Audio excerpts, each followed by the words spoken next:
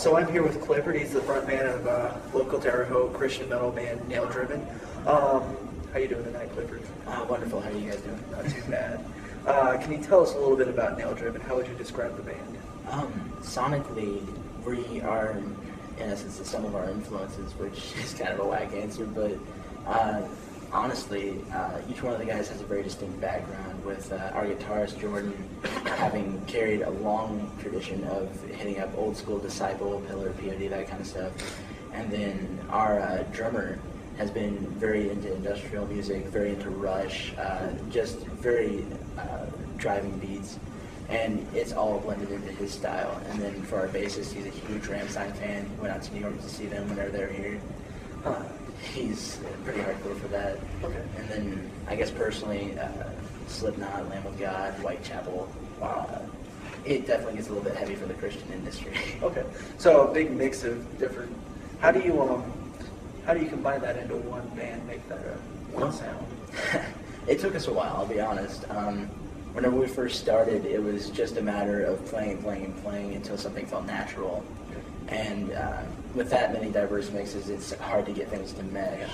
But once it did, our own sound started to peak out, and we're still fairly young, being a year and a half or so. Okay. So how did Nail Driven form? It was a fluke in essence. I mean, we just met after a concert, and we're like, hey, we're together, you play music, I play music, let's go play. And I guess whenever we originally formed, the idea of being a ministry wasn't even in our heads at that point, but I guess over time we thought, a lot of us are Christians in this group, why not get together and actually serve God with this? And it was an interesting concept, but once we actually started doing that, doors started opening, so that was kind of the beginning of things. How long have you guys been together? Like I said, it's been just over a year and a half. I think it'll be 2 years this summer, because we started back in the summer of '09.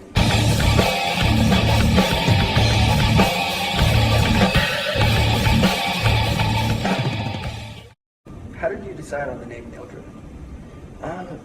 That's a really hard one to say. We went for a long time without a name, at least 3 or 4 months. And it came time for our first gig, and we're like, so what do we want to call ourselves? And we threw around a few ideas, and Nail Driven just seemed to stick. Okay. So your EP is titled For Your Entertainment, correct? Mm-hmm. How did you guys come up with that name? I promise it wasn't from the Adam Lambert song. I didn't even know about that at the time, but really what we did is it was based off of the first real kind of speech that we gave at our first gig. We were playing a local music festival, and one of the first things I remember saying there that day was, we're here, but we're not here for your amusement. We're here to entertain you. And as an English major, I deal a lot with words, and to entertain means literally to cause to hold in thought. And each one of our songs has lyrics that either have direct scriptural reference, or each one discusses a major issue in Christianity today, be it the complications that we put into Christianity and the song Simplicity, or the idea of lacking grace and atonement. Each one should cause our listener to hold something in thought if they go and pursue the lyrics. So, For Your Entertainment just seemed to be like a perfect title for it. Okay. So, a little bit deeper question. Can you take me through your songwriting process? What's that like for you? We're still figuring that one out. On our EP, it was essentially someone would have something the day of practice that would come in and go, hey, this is a really cool riff, what can we do with it? And we just kind of tease it out until we found something interesting. Some riffs got onto the EP and some didn't. Now things are starting to change a little bit.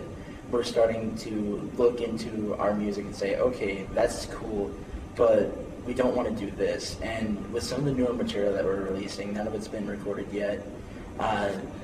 We're really starting to see a bit more of the mesh getting together.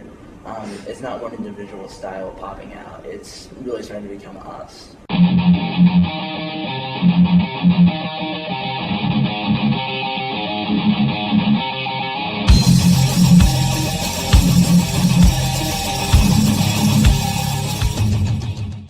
Favorite place to play?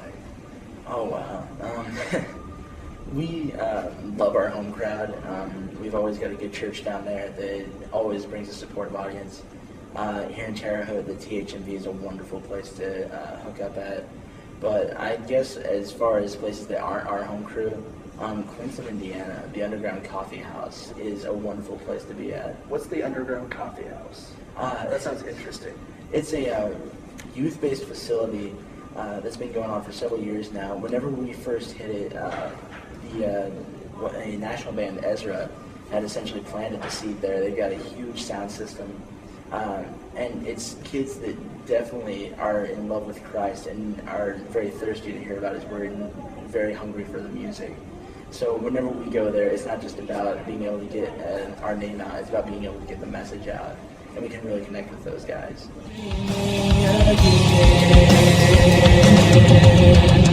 I want your will, I want your will. What sets you apart from other bands? Well, the 4-piece band trying to cover a 5-pieces job is not the rarest thing. It's difficult, but it's not all that unique, and we understand that. What I believe keeps us different and keeps us unique in our own sense is the fact that while we do play music, we are a ministry. And it's taken me a while to figure this one out, but there's been so many bands that we've run into that love to play music for the Lord, but they don't love to explicate what they're doing.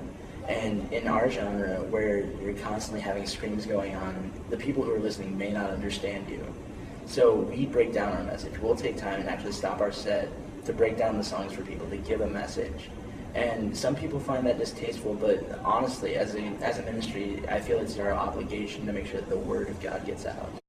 So do you play shows with secular bands very often? We're not against it. We understand that the Bible says, go out into the world and preach the gospel. And while it's fun to play in churches, we played for several different youth events, such as Aftershock, Project Revolution here in town. We are not against playing with secular groups. One of our best friends, Thorax, is a Viking metal group. And they are anything but Christian, but at the same time we love those guys and we're supposed to show love for the world. And I think it's almost pulling a holier than thou thing if you're not willing to play with secular groups. So what are some of the challenges as a Christian band and a ministry that come with playing with secular bands? Really, I think one of the hardest things that we've hit is making sure that our following can come, because we appeal to a wide range of people. And some of our youth groups back home have some younger kids in them, and they want to come see us, but whenever we're playing with secular groups, we have to kind of warn people. It's like, hey, we're not responsible for their message. We run with bands that occasionally like to use expletives. We avoid that in our music entirely, and we don't want our fans to be influenced in a way that they're not prepared for. It's hard to go through this country nowadays and not hear something like that, but if they've come to hear our message and just what we're doing, then we try to provide places for them to do that. So what are some of the more rewarding parts or some of your favorite things about playing shows with secular bands? I'll tell you what, it's always good to be able to talk to those guys and provide a good witness. Out here at the Fountain, occasionally we get some really bad PR for Christ. With people yelling and spreading hate speech about just random things. I had a friend of mine come up to me and said they had told her, the people at the Fountain, that she was going to help her hair color. And it's absolutely ridiculous to hear that kind of stuff. And there's a lot of secular bands out there that give absolutely no credit to Christian music at all because they think we're a bunch of hypocrites. And I'll tell you what, we're not perfect people. But whenever we go and we get to show the love of Christ to those guys, it kind of changes their perspective.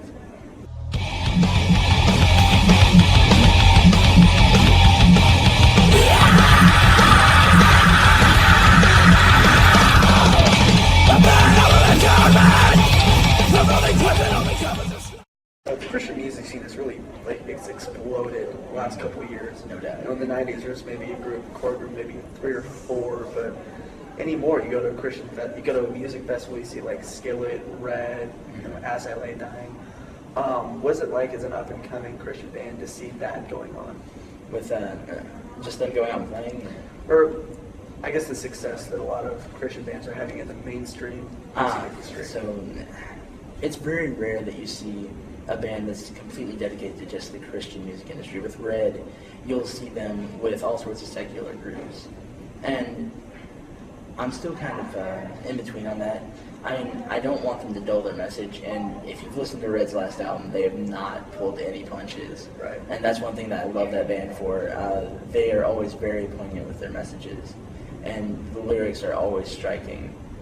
They always challenge the listener about their faith, about where they stand, and they present topics without sugarcoating anything.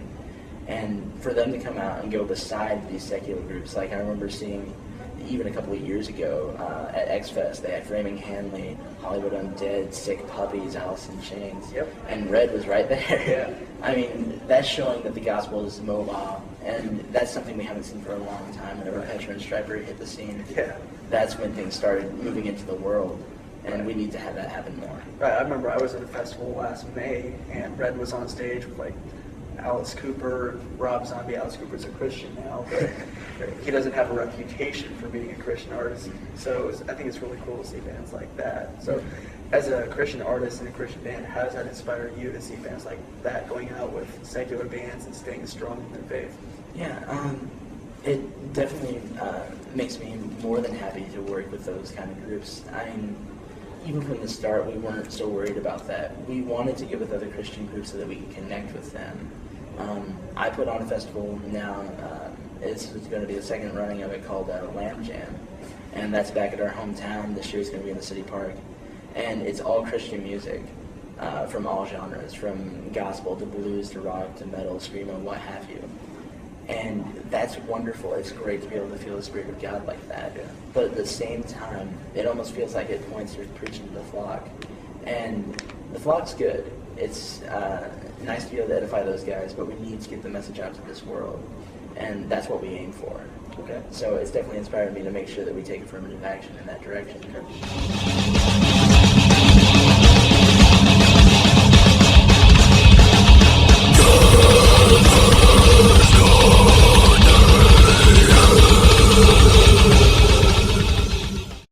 So you guys are trying to earn a spot at Cornerstone Festival this year.